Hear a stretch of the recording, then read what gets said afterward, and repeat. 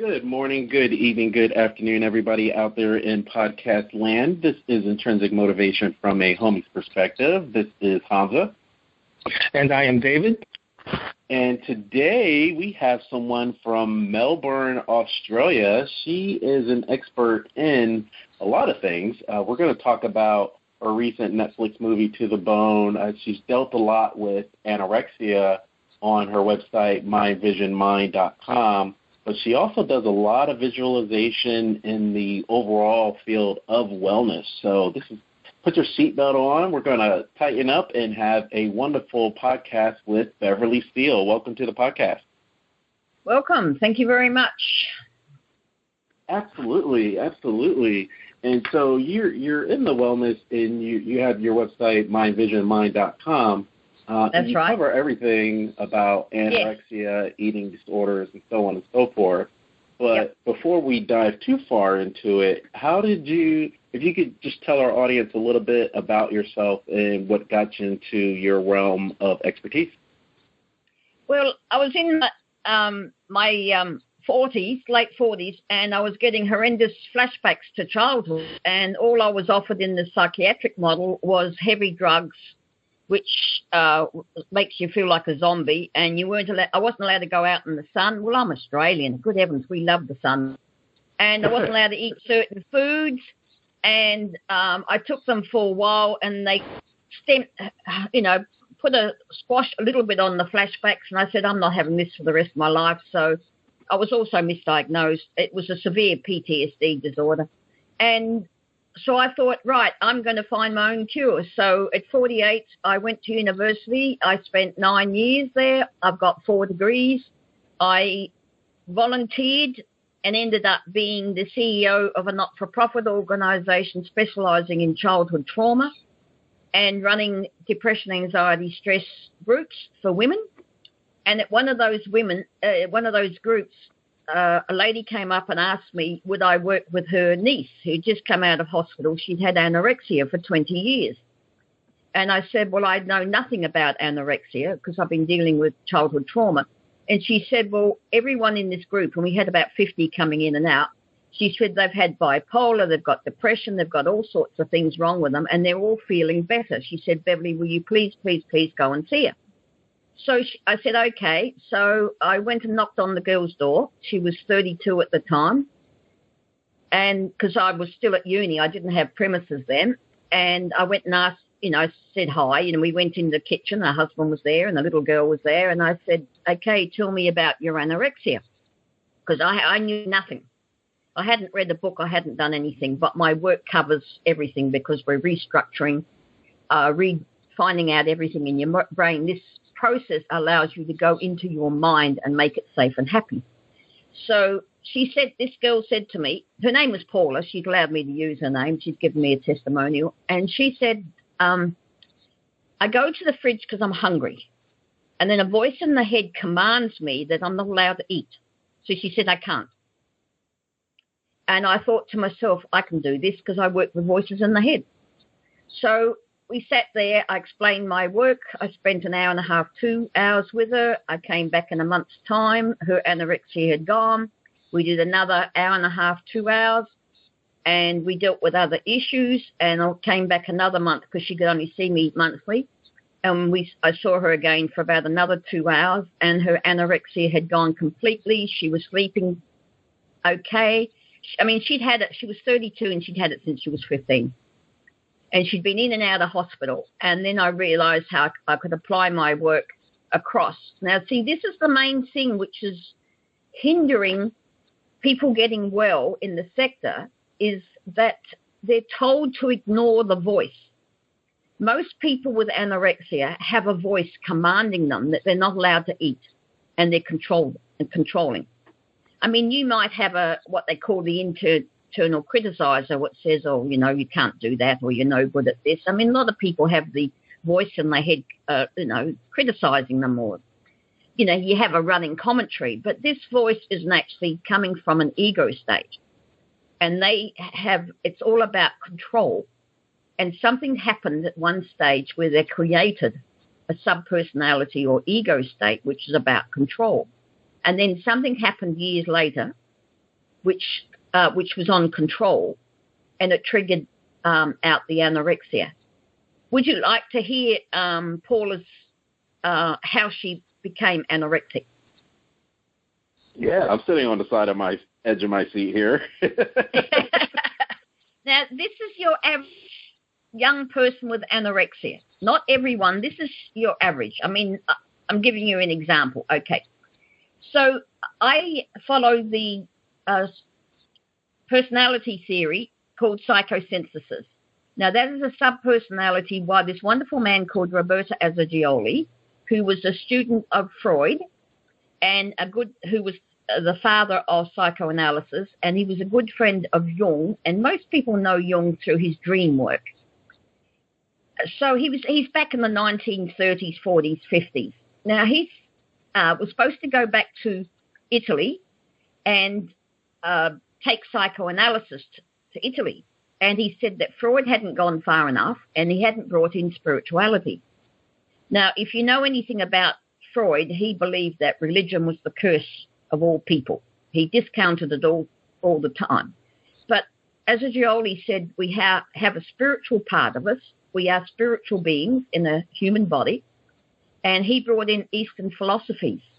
Now, you're looking at 1940s, 1950s. This is a huge no-no in psychoanalysis and in psychiatry, because it's only now are they bringing in mindfulness, which is learning to be present, and meditation and yoga. So they're all the accepted things now in psychiatry and psychology. But can you imagine him bringing that in the 1950s? You cannot get psychosynthesis in your university degrees in psychology. It's not accepted by mainstream. Yeah. But I heard about it at a conference I'm running, on an Australasian conference I was running in Australia and New Zealand, on a woman who specialised in it, and I went up and spoke to her and we worked on it. So I understood psychoanalysis, put it in psychosynthesis, did all the work in my own head and started getting well. The flashbacks were stopping and I was getting well. So that was my drive. I did it all on myself then, because I was still at university and still volunteering. I was doing it in the groups I was running, and people were getting well. So that was the beginning of my work. So what happened is that when this is the core what was there in my mind when I went and saw Paula. So you actually get to meet the part of you, your subpersonalities, your ego states. You actually meet them in your mind, and they're a holograph in your mind. So everyone has subpersonalities, and they're created by 7 years old, and you can have hundreds and thousands of them. For example, you're in America. So have you watched the Disney movie Inside Out? I have not. No. Have you well, David? No, I have not seen it. I have not seen it. It's fantastic. It's actually a true representation of what goes in your mind. So that what the little 11-year-old girl has is 5 little subpersonalities in her head representing her her negative state, her emotions. There was an angry, happy, joyful, sad, disgust, and they all interact in her life, and you can see them interacting them. Now, in Australia and England, we have a little books called the Little Mr. Men and the Little Miss books, and they're dealing with each different subpersonality or action, because your subpersonalities are your moods and your roles. They're created up to the time you're 7 years old. I actually don't know how long we're going to talk, so I can briefly say how subpersonalities are created, so you can understand a little more of the theory. So when I tell you about Paula, have we got time? It'll take about a minute. Absolutely. Go for it. Okay. As this is my life's work. My heart, my emotions, everything I do is about my work, because I can help people get well and undo anything that's happened to them in their life. And we get blamed for, people say snap out of it if you get depressed, or get over it. It happened 20 years ago. Come on, get real. If we could get over it, we would have. So, and this is the blame the victim thing, what goes on. So what happens is on the psychosynthesis is that when you're born, you're hardwired with everything in your mind, but you haven't lived in this body before. So you have to have a way of storing your lived experiences. So every time you do something new, up until the age of 7, and that's because of the different brainwave patterns coming in, every time you do something new, a spark goes off in your mind to create a part of you that holds that lived experience. Now, for example, you're 3 years old and you're given a little red trike. So when you put your leg across it to sit on this trike, you've never done it before. So you have to be able to save the memory of riding a bike. And that's created into a part of you which is called a subpersonality. So the spark goes off, you create your bike riding subpersonality. And then every time you go onto the bike, that one comes forward. And that one becomes stronger and stronger as you ride the bike. So, you get to 7 or 8 and you get your two-wheeler bike, and then you get up to 15, 16, you've got your dragster or your motorbike, motocross push bike, and then you get your own car. So the bike goes in the shed. Years go by, you pick up a bike and say, I used to ride a bike, and then you hop on it, you go wobble, wobble, wobble, and then click it, you can ride. Because the subpersonalities are always there, but in most cases, unless you do the actual thing, they're not present. So, you could be sitting down a little bit depressed, as we all do, and somebody will say to you, do something different, you'll feel better. And that's exactly right, because if you're sitting there a bit depressed and then you decide to go for a jog or to go out to cook something, that's another subpersonality, because everything you do, every different category of thing you do is held by a different subpersonality. So by doing something different, you're shifting to another subpersonality, and that one, in most cases, will not have depression. But if you have a lot of sad things happening in your life, a lot of trauma happening in your life or abuse, the subpersonalities become stronger and stronger, and they can take over your whole life. And that's what happens with anorexia or depression or bipolar or schizophrenia or any of the other disorders, or the hoarding or the OCD or whatever. That's usually happened in childhood. Something has triggered it off. So, I'll now go back to Paula. So what happened is, in most cases of young people getting the disorder, but not in every, because I've worked with quite a few young people. And what happens is, at 3, when the child is separating from the mother, the 2 to 3-year-old, if you've got children of nieces or nephews, the little 2, 3-year-old is a stubborn, strong little character, can put their foot down and, scream no. They seem to find that magic word. Well, that's the time when the child is separating from their parent, the mother. Up until then, the child believes they're an extension of the mother. So they're finding their own little independent self. So in Paula's case, we believe she said no.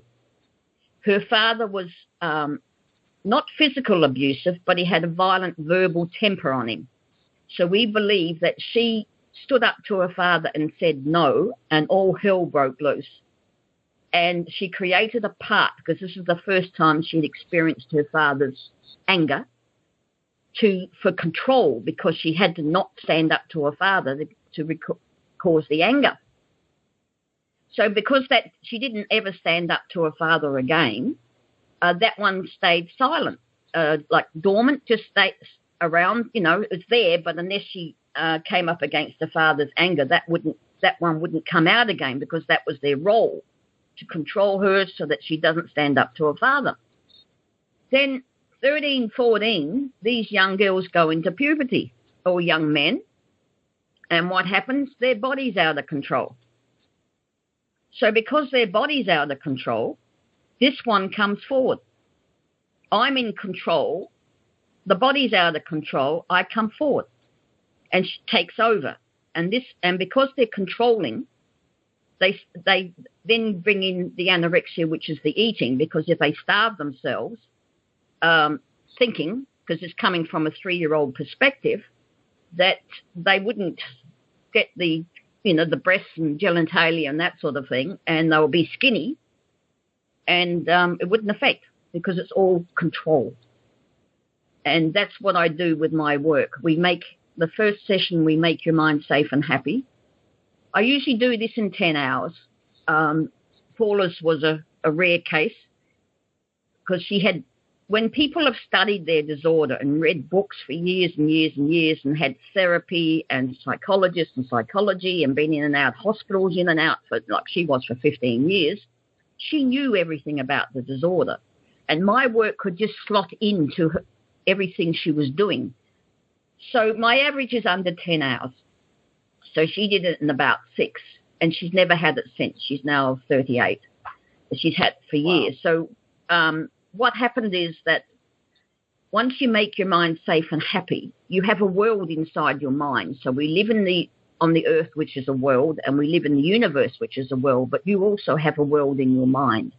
And it's all through guided visualizations, as you said in your introduction, because we're working with the limbic system, which doesn't have a language. This is where it's so fascinating is with the brain, is that there's different systems in the brain but don't talk to each other or know the other exists.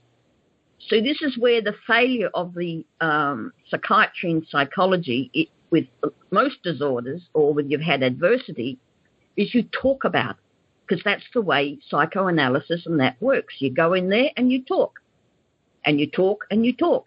That's fine. You understand what's going on in your life. You can understand why you behave that. But the trauma or adversity is in the limbic system, which is the emotional seat of the brain.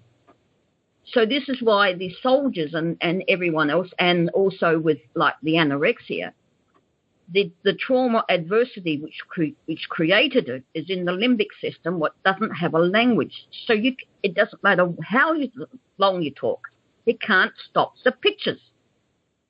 Now, my work, because you have a world inside you, is I take you into your world. We're now calling it your coach for your subconscious mind. So we find your coach who then works with you to go into your mind, and you can meet the different parts of you. You can talk with them. You can see them because they're a holograph in your mind, and you can put all the healing process in, and you can actually heal them and undo their past, and it goes away forever because it's the pictures in the limbic system. There's no time in the limbic system. So the fascinating thing is it doesn't have a language and it doesn't have time. So that's why if you get scared by a spider because your big brother teases you and puts a spider on your shoulder and you running around screaming, that picture goes into the limbic system because your brain is geared for survival, and it stays there forever. So every time you see a spider, the limbic system gets triggered by the flight mechanism, replays the DVD of you running around screaming, and all the emotions flood through because the limbic system is the emotional seat of the brain. So with mind vision mind is you take the picture, we take that little part of you which is abused, or that little part who has the control or whatever else has happened to you, we take them and heal them in the limbic system. It's taken out of the limbic system, so there's no emotions around it, and this little one isn't being affected, or the soldier's not back in Iraq all the time. He hears a bang, or laser light or car backfiring. There's no trigger anymore. You still have the memory because it's in another part of the brain, but it's not connected to emotions. So you can talk about the war, you can talk about your abuse or what's happened to you, but because it's not connected to the emotions in the limbic system, which is being refired, redone, and all the hormones come through, you're free of it. And that's what happened to Paula. She was free of it, and that's what's happened to I have a 95% success rate with any disorder, specifically anorexia, because it's so heartbreaking. These young men and women, you realize in America there's 3 million people with this disorder, and 10% of those will die. There's an absolute failure of the sector to help these young people. And older people, people in their 20s, 30s and 40s are now getting it. So it's heartbreaking. These people have terrible lives in most cases with the dictation of the anorexia, which is the ego state taking over. When I talk to my clients, I say, well, this one's your Miss Anorexia. So we talk to it like Miss Anorexia or Miss Depression or Mr. Angry. So you actually meet and talk to them. So it's fascinating. I love the work, as you can hear it coming through, the passion in my work. I'm an independent researcher. I have no one backing me. I have no business. I have no university. I've done this all on very, very limited money because this is my life's work and I want to get it out into the world. And that's why I'm so pleased to be able to come onto your podcast and be able to talk to this so we can help people. Yes, absolutely. Absolutely. Sounds like David wants to go ahead and jump right in. Go ahead, David. Yeah. Well, Beverly, I wanted to ask you, I've never known anyone that's had anorexia, so I've just, seen it on TV or, somewhere else. And it always seems to be cases of female or women. Are there cases of men with anorexia? Because if there are, I've never seen or heard. Yes, there is a percentage. It's smaller, and they go into the excessive bodybuilding starvation mode. Yeah, but not very many of them. But it is there. Yeah, it is there. Okay. Yeah, I was just curious. Yeah. Go ahead. See, there's a new Netflix movie out called To the Bone. Phil Collins' daughter was involved with it, and she's written a book about her time with anorexia. Now, Keanu Reeves is the psychologist in the movie, and what they have is a little home where they have 5 or 6 people with eating disorders, people with bulimia where they vomit.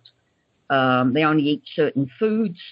And he had them in there, and there was one boy in there, he was a dancer, and he'd had anorexia for 6-7 months. And the main character had it on and off for years and years and years. And it was basically, it's long-term.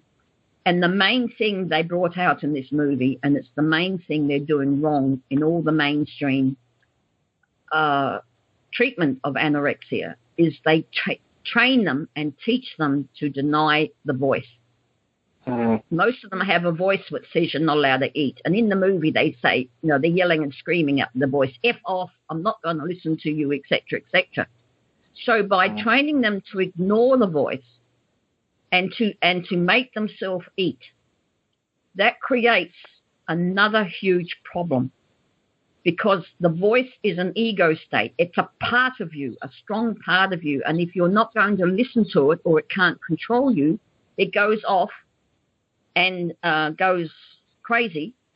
And a high percentage of people who force themselves to eat become alcoholics,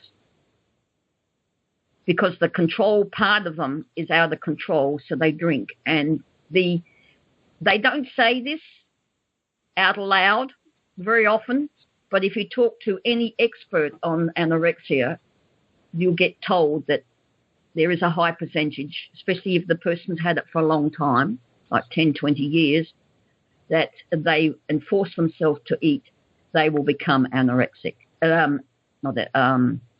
alcoholics. And I've spoken to the odd person, and they said, oh, yes, I had a friend who had anorexia, and she's now eating, but she's an alcoholic.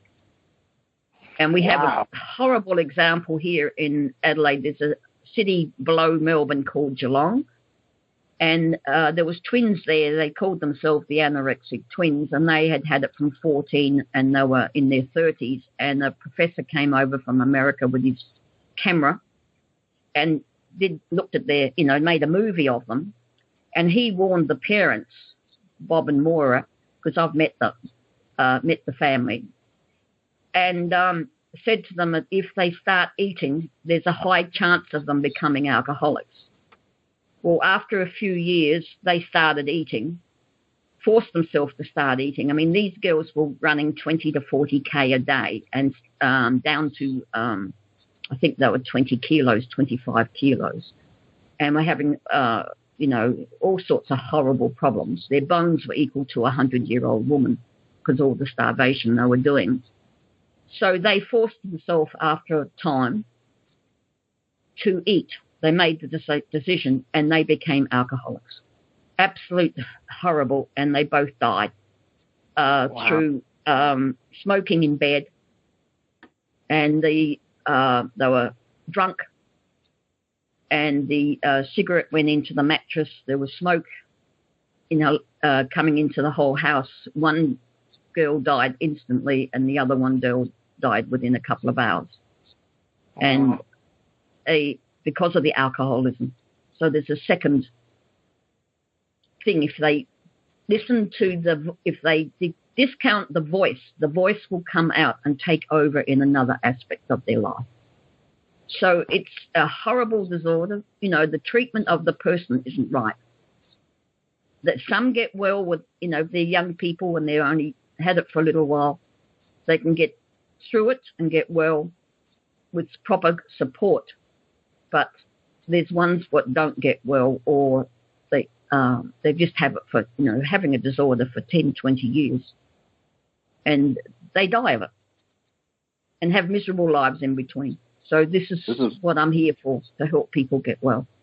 Absolutely, Beverley. And I'd love for you to share the story, because it's one of those where I personally wish I had this information like 2 years ago, because I lost my middle sister, and she at the end was very anorexic, and she was really skinny, and towards the end she started drinking more heavily. So it kind of resonates with what you were saying about even voices. She started. It was like she was being told to ignore voices and so on and so forth. So I wish I kind of had this information. I'm sorry that this happened to you. It's so heartbreaking that she could have got well. Absolutely, yeah. You know what? And it's one of those where the family always, you're always questioning, because in our case that kind of brings me to this question, or a two-part question, because I know with the 40ism and so on, it's that magic number 7, and so you have these experiences like you were mentioning, 2 years old, 3 years old, and like you said, it becomes a sub-personality because you don't remember it. No. Right, and so you're repeating it. You have this pattern that you're repeating. Yes. And so I wanted to kind of dive into that, but I also wanted to ask more so like a societal question, because in my sister's case, she was living in Barcelona, and in Barcelona, let's just say, at least in her crowd, they were, she wasn't skinny. And I'm sure you probably run into people in your work too. She felt she wasn't skinny enough, and it's all in your own picture. Like, oh, I'm not skinny. And you're like, whoa, you're skin and bones now, Yes. So my societal question is more of how much is it? I believe there's a huge part of the sub-personalities in the trauma and the limbic system, but how much is there societally, right? There's up until recently, there wasn't a lot of full-figured anyone in popular media, magazines, video, television.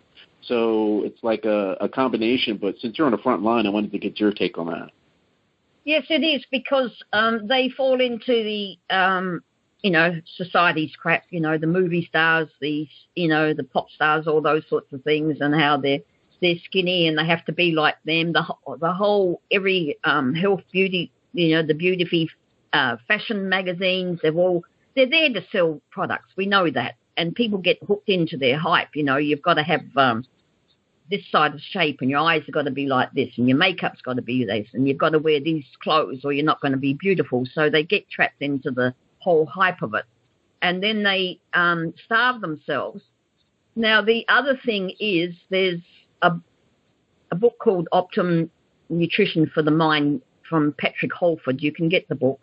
Now, he makes the comment, what comes first, the anorexia or zinc deficiency? Because what happens is that if you don't have enough zinc in your body, you lack an appetite. So when people are starving, they're not getting the nutrition into their body, and their zinc levels go down, and especially in teenage years, in puberty, a teenager needs lots of zinc. So when you have a look at his book, he has symptoms of anorexia and symptoms of zinc deficiency, and they're exactly the same. So I say,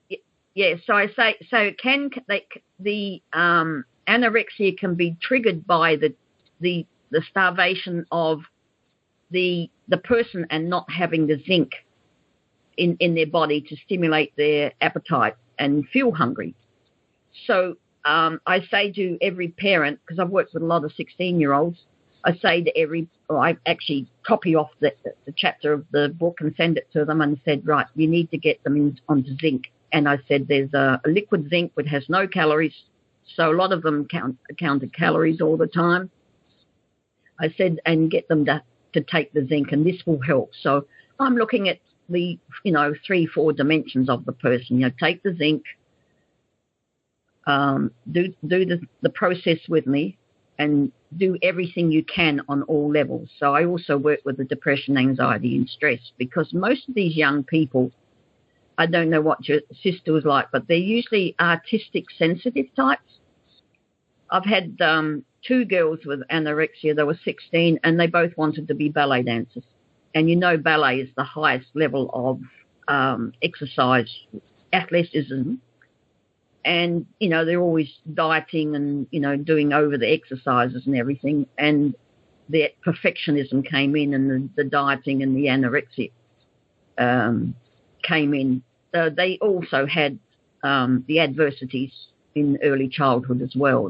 One of them had a car accident where she was sitting in the baby seat and they were sideswiped, and the mirror of the van was sideswiped them, cut her face to bits.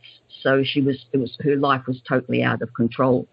She spent years in and out of hospital getting facial repairs and that from the time she was 3. So, and that developed into the perfectionism, the obsessions, and the anorexia. She had a whole list of things, what was going on from there. So it can be anything which triggered them off, which in there up until 7, because 7's the age when the third brainwave pattern comes in, and there's a shift in the child. So that's when all the subpersonalities, ego states, and that are made. So it's heartbreaking, but people can get well, and it's gone for life. The anorexia, that the subpersonality or ego state that holds the anorexia is no longer there. We heal her, and then she gets another job, because her role was to hold the control. So now that she's healed, you then ask them. I say to them, what sort of gift would you like? What would you like? So they might like to have horses, and so they have stables and horses in their mind, because it's a complete world in the mind. You can see all the parts of you doing things. And you can. I also work with these young people with their schooling as well, help to get better marks, because this can be applied to anything. So we set up, you have a home in the head, and we set up a room for their schoolwork and a room for their dancing and a room. So we have all these rooms where the different parts of them live, and a healing process what runs 24/7, so that any hiccup comes in their life from now on, they know how to deal with it, so nothing builds up anymore. So it's, this is 20 years of my life, so that gives you an idea. I've hit the big 7-0,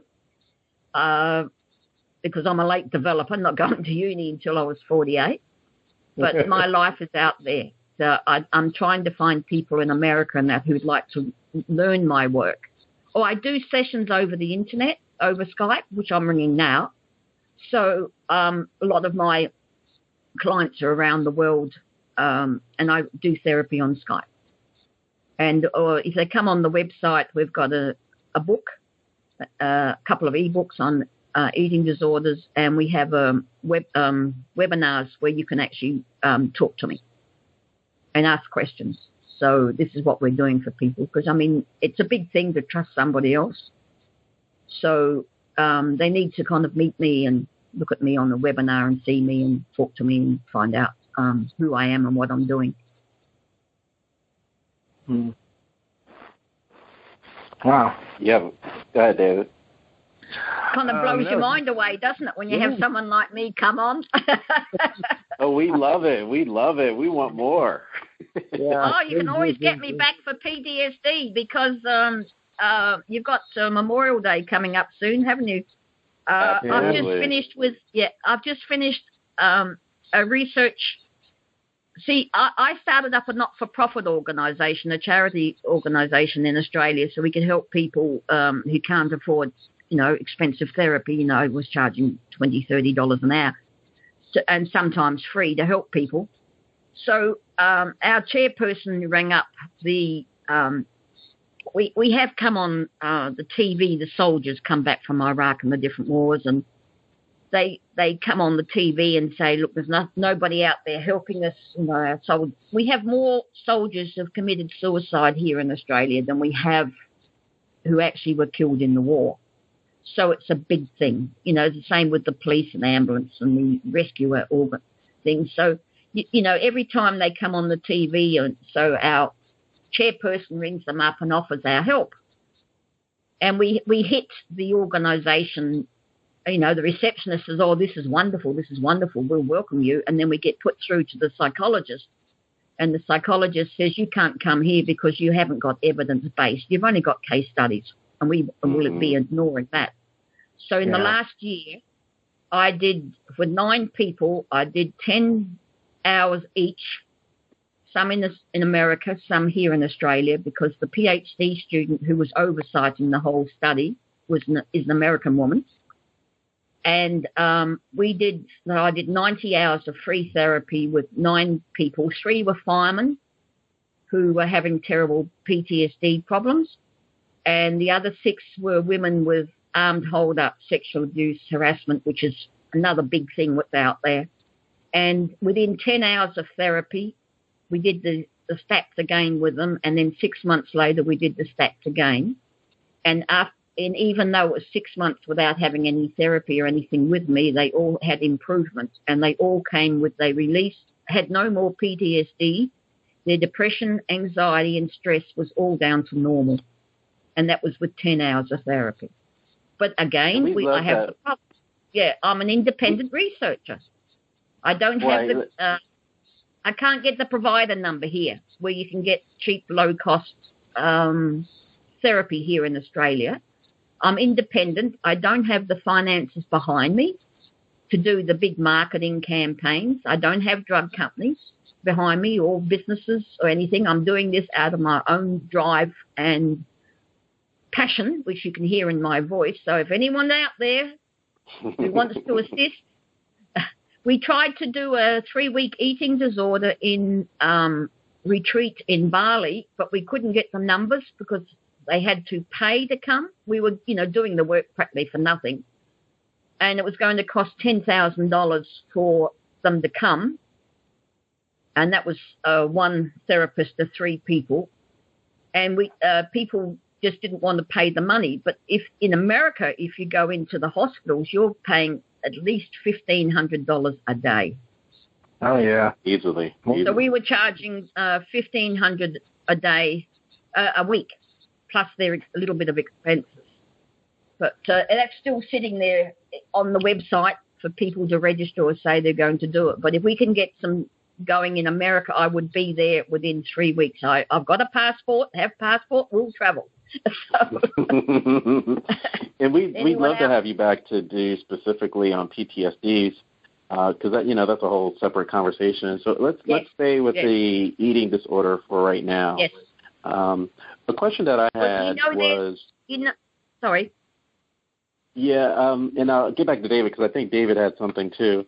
But as you were talking about, some of the barriers to entry that you're experiencing, a lot of what you talk about where they're needing the evidence-based or the randomized controlled trials, a lot of what you talk about, at least here in the States, it reminds me of the field of cognitive behavioral therapy or hypnosis.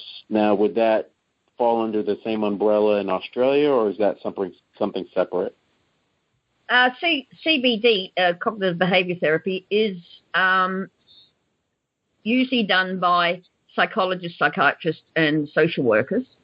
Mm-hmm. But mine, as you can realise, is because that's using words and talking. Mine is using pictures. It would fall under the same. See, I can train people to do this. We're writing, it can be trained in groups over Skype, not Skype, yes, type of Skype training process, which is being written up at the moment. So we can do groups. I like running small groups to train people because this isn't something you can learn out of a book, because as you realise, each person is an individual and each person has their own life. So everything is different. No 2 people, and even with the twins, which I did get a chance to work with them, and they were just starting to come good when the so-called expert come from America, and they got hooked into it all and did the videos and everything for them and followed his regime. and ended up being alcoholics and dying. So what we're looking at is, I've lost the plot. I do the woman thing. Is you go on a side tangent and then come back, and sometimes I lose the plot and David's laughing too hard at that one. It's very much a woman's thing, but I gather men do it too. But we may have a private joke amongst my friends. You know, they just say, I said, I've lost the plot. And they say, right, Beverley, you were saying this. Okay, I'm back. So, because I've got so much, you know, information and so much I'm doing. So we can, we're setting the whole thing up so we can train people in anywhere in the world with this work. And anyone who's done life coaching in the helping profession, nurses, psychologists, counsellors, therapists, social workers can learn this work. And it's a very simple process, but you have to be very eclectic because you're looking at spirituality, you're looking at, you know, you're meeting parts of you in your mind, and everything is so different. That's why I said with the twins, they were identical twins, and they both had different things in their head. They had different life experiences. Mm-hmm. So no one's the same. So you have to be very eclectic when you learn this, because the person is the boss. I say, I'm your tour guide into your mind. Every decision they make is theirs. I don't impose anything into them. I make suggestions. They see everything in their mind. And as I said, I'm a tour guide into their mind. We find the coach, the part of them who knows everything about them. It's called the inner self helper. I call it like a housekeeper, but we're changing it to the coach. And this part of you assists you for the rest of your life to work on any issues. And they run your mind and you run the body. And the two of you work together for the rest of your life. And it's just incredible. You can use it. Any issue what comes up, you can automatically do it. So like Paula, she's, it's been 10, 12 years. And I, in touch every 2 or 3 years. How are you going? Oh, life's wonderful. No problems. So no sign of anorexia. Years and years and years have gone by. And she was 32 when she had it. She's in her 40s now. Mm-hmm. So she can go and eat in restaurants. She can eat in barbecues, because a lot of them have a fear of eating in public. So you work on all those issues. And then you've also got the other eating disorders. There's about 5 now. You've got bulimia, where they eat and then go and vomit.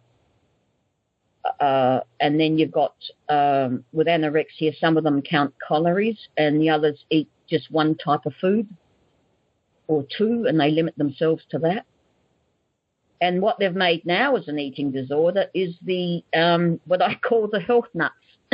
The people out there, I have a sister who is one, who won't eat anything off her eating plan, and she'll go to a restaurant and sit there the whole night not eating because there's nothing there she can eat on her plan, and she watches everything what she eats, and no frozen food, no this, no that. And they're saying now that's an eating disorder because of their obsession with food. So there's a new one for the books, isn't it? Do you listen to Dr. Drew's podcast? No. What does he have to say? He was just talking about this recently. He was saying that to what you were saying about the person that they have that laundry list of things they won't eat. And so he said the people were asking a question of, should we get these fitness bands? They're huge here in the States. And he was saying that there is a huge difference between fitness health and medical health. He used our president as an example. He said, well, our president physically is not physically healthy. You could tell he's overweight and all this, but medically, he's medically healthy. And so there's this huge difference of if you're looking at it from a pure fitness standpoint, like you're saying, you're still prone to potentially getting categorized into having an eating disorder. Yes. And, it's our society, the social part of it is you're not allowed to be fat. I mean, the thing here in Australia is with smoking, that's the big no-no. You're frowned upon to smoke, and you're not allowed to smoke even outside of a restaurant or in the restaurant. anywhere there's a seat, you're not allowed to smoke. So you're not allowed to smoke on public transport. So it's a big no-no for smoking. And now what it's coming is the same. It's happening with having weight on. To be fat is a big no-no. So there's all this, society issues on wearing the right makeup, dressing in the right clothes, listening to the right music, going to the right places. So it's the society which is bringing it on, because you have a look at all these film stars. I mean, a lot of them, quite a few of them have had anorexia because of the pressure to be this so-called perfect weight and have the perfect life and do that. So, society has a lot to blame. And young people are very susceptible to peers and what's happening, and they want to be famous and Oh, another thing I say with the teenagers to encourage them to have the zinc is I said, if you don't have enough zinc, you get pimples and acne. So that'll work. That'll work. It's true. One of the side effects of not having, so when I see these kids with all this horrible acne, the odd time I do go up and say, do you know you can stop your acne by increasing zinc in your diet? And I had one person look at me and say, I'm under a doctor. He knows what to do. And I thought, sorry, mate, the doctors don't know what they're doing because they're not into nutrition. They're only into the drugs and that type of thing. That in Australia, most doctors only get 10 to 12 hours of nutrition training. Yeah. They're not taught about, they say if you go to a doctor, he'll say eat a good diet. And he'll send you to a dietitian. He or she doesn't know much about eating and food. And so you need to do your own research. You need to find out. I mean, I eat to my blood type. That's another way of helping. You stay off certain foods because, your body doesn't tolerate it as much. But I went to a top naturopath, seminar, and he said, look, you stay 95% on a good diet. And that 5% of the way you eat and do everything. And the 5% means that when you go out, you can have something in a restaurant. Because, the whole point of going to a restaurant with your friends is the social, isn't it? If you're sitting there not eating, that's not being very social, is it? Yeah. No, it's the enjoyment of the people's company and eating together. It's a big thing to be able to do that. So it's, so again, it's society. Have you got any more questions? I do. Because I love having questions. Absolutely. I'm looking for a common thread between like a teenager and somebody in their 30s or 40s, and wanted to know what you would see as part of like signs and symptoms that somebody may be on that slippery slope to anorexia or eating disorder. It's the hidden. It's pushing food around on the plate to make them look as though they're eating. They wear 2 layers of clothing. 2 or 3 layers of clothing so that the family can't see they're dropping the weight. Saying they've eaten and they haven't. So there's all these little food issue tricks what they're using. But when you start seeing it drop off their face and that, and it's very, very hard. You can, it was one of the husbands, Paula said to me, why doesn't she just eat? What's so hard about eating? So, which is true, but they've got all these issues behind it. So you're watching the parents watching the her patterns, eating patterns, and please don't blame the mother. It is not the mother's fault. In most cases, it's not. It's society's fault. It's the trauma, adversity they've had in their life. So years ago and even now, they look at the mother and say, well, they must have, the mother's done something wrong. The mother should know this, why is she letting it happen? Well, you can't, once a child's over 10 to 12, you can't make them do anything you don't want them to, unless you physically do it. So it's true, once they get to 10, 12 years old, used to be 12, 13, now I think it's coming down to 10, that you can't make a child do anything they don't want to, a teenager, good heavens. So, you have to work from it from another aspect of it. You know, watch who they're associating with. What are they doing? What are they doing with their food? You know, skipping meals, and I've eaten, and that type of thing. But maybe getting them into some form of therapy, but a lot of the times they won't take it from their parents. It's the rebellious part of being a teenager. So it's a hard one. Being aware, trying to talk to them, getting through to them, getting into therapy if possible, getting them to see me is the best thing. So. Absolutely. I was thinking, as you were saying that, how far we've come, because you were talking about the 1930s, 40s, and 50s, and just the awareness of this field.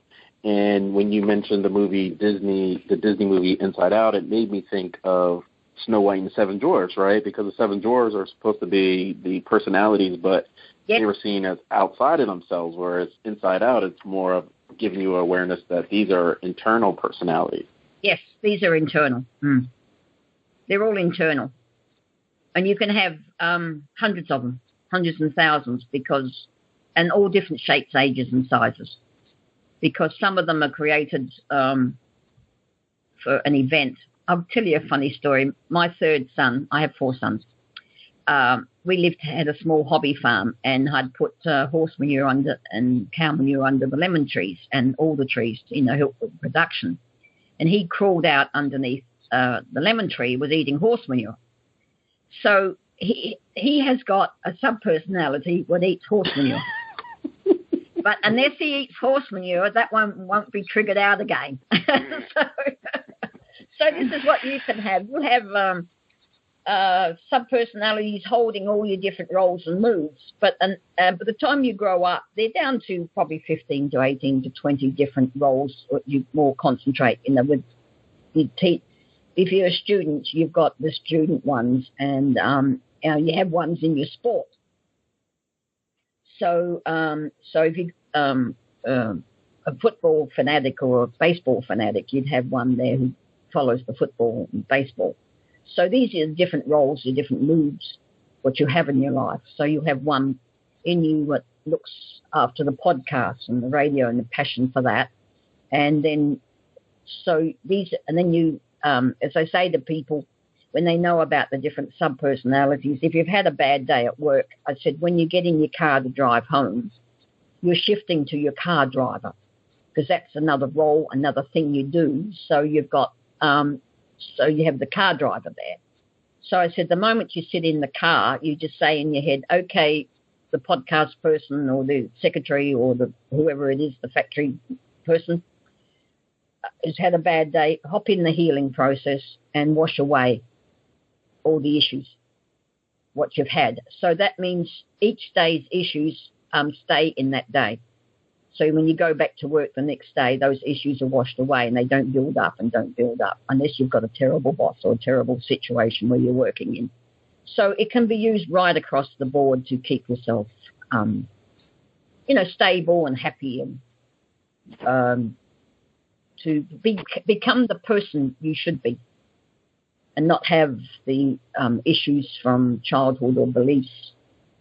Because this is the problem, that you can have so many beliefs put into you. I'll give you an example for myself. First year at high school, we had singing lessons, and they had a concert, so I wanted to, try out for the concert. And the teacher, their singing teacher, said, you haven't got a voice, you can't sing, you can't come on. So, a bit disappointed. So I didn't sing from then on. Teacher said I couldn't. Mm-hmm. 30, 40 years later, I had one of my clients was a folkie, and she said, Beverley, you've got a voice. I said, no, I haven't. She said, oh, yes, you can sing. I can hear it in your voice. I'm a folk singer, writer. And she said, but your voice is operatic. She said, I can't help you. Go and get a teacher. So I looked in the local paper and found a teacher. It was a guy out from Europe, and he was a bel canto teacher, method teacher. And, I went and had a couple of lessons with him, and he just stopped and I blew his little cotton picking mind off. You said, can you read music? Can you do this? You've got a Wagnerian dramatic soprano voice. It's one of the best I've ever heard in Australia. So, wow. I mean, I didn't follow it. I was in my 50s, but it was nice to know, I had some lessons and, I can sing, that type of thing. But, you get told as you're growing up all these sorts of stories, and you think, and you stop doing things. So, I had childhood issues, horrendous abuse, and my mother he tried to kill her 3 times, and we had to leave in the middle of the night. So I had all those issues. But the other issue, the heavy stuff, but the fact that I didn't believe I could sing. So how many of us out there have got all these issues and from childhood, or teachers saying something to you, or your parents putting you down, or, you make this beautiful painting when you're 4, 5, 6, 8 years old, and you take it and show your parents, and one of them says, oh, that's useless, you could have done better. And there's your painting gone down the drain because you're no good at it. So we've got all these issues which are holding us back and stopping us from doing the things what we want to do and find out who we are. Because we're a social construct. Our whole life is dictated from society, which is our family. And if that's dysfunctional, boy, do we have problems. And then, going into your teenage years with your peers. So all along, we are created, and it mightn't be the person you want to be. That's why I really like your story, because from my takeaway is that you have these sub-personalities, and if they're not really addressed, then you will be in your late 30s, 40s, 50s, where they will come to the surface so you can actually deal with it. You get the trigger. You know how the soldiers get a trigger or something? You can have something like with Paula in childhood. It was her father, violent, verbal. He wasn't physical. He had a verbal. Her auntie was the one who got me to see her, and I met the auntie's husband, and he was a little tiny man. He said, he's a scary man now, even though he's calmed down. I'd hate to think what he was like when he was, young. So you've got all those issues and beliefs about yourself, and they stop you from growing and doing things. And you can undo them all. Nothing in your mind is set in concrete. So you can reprogram yourself, redesign yourself. If the voices in your head, you evict them if they're not you, because there's different types of voices. So if it's you yelling and screaming at you, we heal that part. If it's you a part of you trying to control you with the anorexia, that's a part of you. But you can have something in your head saying you're a useless, no good, kid, and you're unloved and nobody loves you type of thing. That can be a voice in your head, which I had with one client. And when she went in, I said, where's the voice coming through? And she found it. It was her alcoholic father. Mm. So when you evict them out of your property in your mind, because you're making your mind safe and happy, the voice stops. And she no longer had this voice in there. It was continual, all day, every day. You're useless, you're no good, you're a waste of society, you're ugly. She had that all day, every day. She said she tried to commit suicide so many times to try to stop it. So voices are another big no-no out there. They're saying ignore them, get out, that type of thing. But with me, you meet them. Right. Who's saying this in your head? Because you've got a safe and happy, so I call it retreat, and you fence it and you put spiritual psychic protection over it.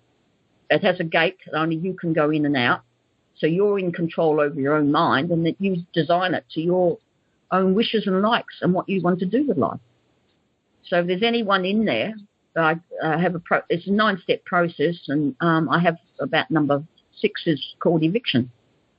So this is your mind, this is your head. No one's allowed in there but you. So you go in there, and I have a simple process to find them all, find anyone who's not you, and you decide. You don't need to have your big brother dropping hairy spiders on you. You don't need to have a father or a mother or the bully at school. Bullying at school is such a bad thing. The bullies are still in your head. So you we see that here in the States with the shootings at the schools. My goodness, the bully thing's out of control. Yes. And so you can go all through your life with that bully still being in your head, belting you up in your head, yelling at you, all that. Because in the limbic system not having a language, it's a picture. So it's a video. So every disastrous, adverse trauma you've ever experienced has activated the flight, freeze, the dangerous part, and that goes, because your mind is geared for survival, so that goes into the limbic system as a DVD. So the whole thing, like I had one man who had a bad car accident when it was raining in the mountains. He could not drive in the mountains when it was raining because the car accident was flashing before his eyes the whole time. So you take the car accident out of your mind because that's a picture form in your mind. So nothing is set in concrete in your mind. It's aplastic. Neurons can be changed. The pictures all can be changed, and you make your mind safe and happy. I love it. It's my biggest, when people get well and get their life back and they say, thank you very much. And I say, it's a privilege working with you. And it is. It's a privilege for somebody to trust me, to be their tour guide and to gently take them through it. I believe in education empowerment, so I don't work with anyone until they've got the first two principles down or theories down, which I've told you is about the limbic system and the flight, freeze, where the pictures are, and I talk about psychosynthesis and the personality theory, so I give them little examples. They see it all. I said, because you've got to be able to trust me, trust the process, and trust your own mind.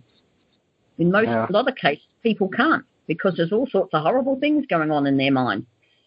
And it's not their fault. And they can't just snap out of it. As one of my clients said, don't you think I would if I could? Yeah. You have any other questions, David? Well, one of the questions I was going to ask Beverley is, I know how, the history, at least in this country, has kind of been when someone comes along and is very successful with maybe alternative ways of helping people or doing healing or whatever, and because it's the medical industry here is such a money tree, that person usually will at some point in time experience, you're practicing medicine without a license. Really, it's just to get them out because they don't want any kind of competition. And so I was wondering, I don't know how it is in Australia. I have no idea how the medical system over there works or anything. I was just wondering if you had any kind of experience that at all in Australia. I haven't experienced it. I've presented at World and Australasian conferences because this is a therapy. I'm not in the medical model. To be a doctor and that, you've got to be licensed to give injections, etc., and give drugs. Well, I don't give drugs. Yeah. I'm not anti-drugs. They're there for a purpose. But, people say, can I come off of them? I say, no, you get well first, then go back and prove you get well. Then you go back to your GP or doctor and then show them you got well. And then they will supervise it all.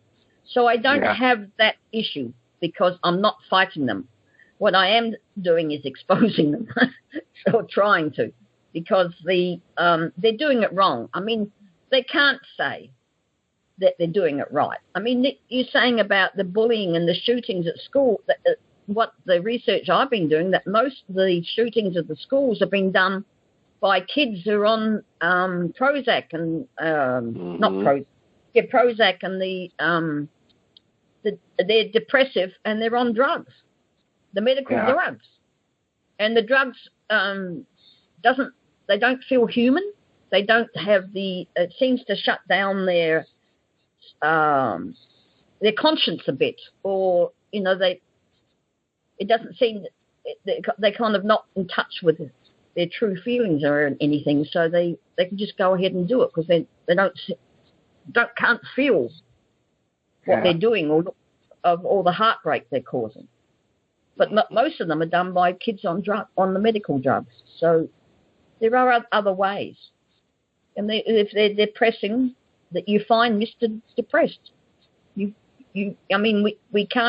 can't they can reparent themselves in their own mind. They can get a good mother or a good father. They can have, we put in, like young men today, I mean, it's be the same in America, is they don't have mentors. They don't have role models in their day-to-day life, most of them. So they're looking at their idols and their sports stars and things like that.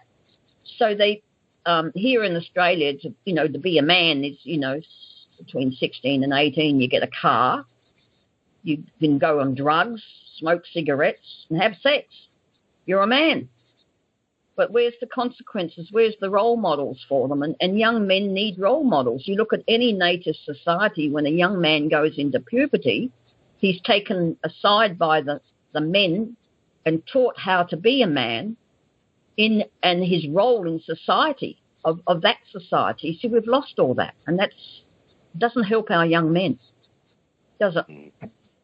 That's why we're glad we get to interview experts like yourself and let us know about new things out there like the psychosynthesis. So yes. We are at the top of the hour, so I'd love for you to give out your information for people that want to know more and how to get in touch with you for a session. Okay, it's My Envision Mind, all one word, so www.myenvisionmind.com. Come on the site. There's the eating disorder retreat. There's a part there on autism, because it works with children and autism as well. It works with everything. Learning things. There's webinars for you to join. If you go through ebooks, there's an ebook you can get. There's contact Beverley at My Envision Mind. You can get in touch with me, and we'll have somebody get back to you within 24 hours. You can join up for a webinar and find out, come on and hear me talk and hear the theories. And I actually give them the first 2 steps of a 9-step process so they can try it on themselves and see that they can do it and that it will work for them. So they can test it all out on themselves before they come on board. So it's, and I would love to help anyone. And if there's anyone there with a retreat or somewhere where we can come and set up in America, it'll be fabulous. So I'm putting the call out.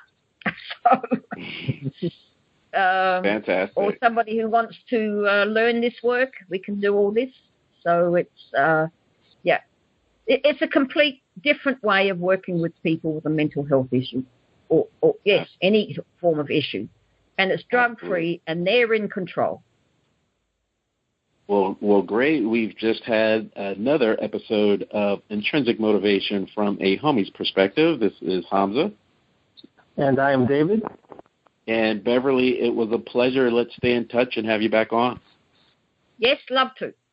Anytime, anywhere. You can't shut me up. Yeah, nice having you. Thank you. Thanks for your time. Thank you. Bye, everybody. Bye.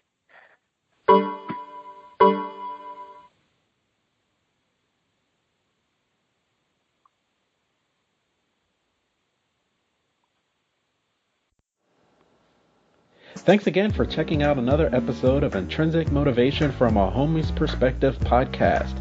Please check us out on our website at intrinsicmotivation.life, where you can click on the Speak Pipe button and leave any suggestions for future podcasts that you'd like us to cover. Also, check us out on our social media sites. We have a YouTube channel, Facebook page, iTunes podcast, in addition to Stitcher and Google Play, all under Intrinsic Motivation from a Homie's Perspective. Check you out next time. Have a great day.